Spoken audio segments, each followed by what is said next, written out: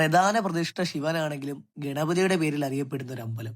ഇവിടുത്തെ ഉണ്ണിയപ്പം നിങ്ങൾ കഴിച്ചിട്ടുണ്ടോ? അപ്പൊ എന്നെ അറിയാത്തവർക്കും എനിക്കറിയാത്തവർക്കും എന്റെ പേരകിൽ. രാവിലെ കൂട്ടുകാരനെയും കൂട്ടി കൊട്ടാരക്കര ബസ്സിൽ കയറി ടിക്കറ്റും എടുത്ത് യാത്ര എങ്ങനെ തുടങ്ങി.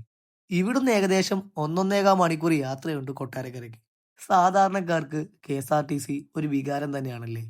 അങ്ങനെ കൊട്ടാരക്കര മാർക്കറ്റ് ജംഗ്ഷനിൽ ഇറങ്ങി അമ്പലത്തിലേക്ക് നടക്കുവാണ്. കുറെ നേരം കൊണ്ട് നമ്മുടെ ഒരു കൂട്ടുകാരൻ നമുക്ക് വേണ്ടി അവിടെ വെയിറ്റിംഗ് ആണ്. അമ്പലത്തിൽ ചെന്ന് അവനെ കണ്ട ശേഷം നേരെ പോയത് ഉണ്ണിയപ്പം വാങ്ങാനുള്ള ടിക്കറ്റ് എടുക്കാനായിട്ടാണ്. ഒരു കാർ ഉണ്ണിയപ്പത്തിന് 40 രൂപയാണ് കേട്ടോ വില.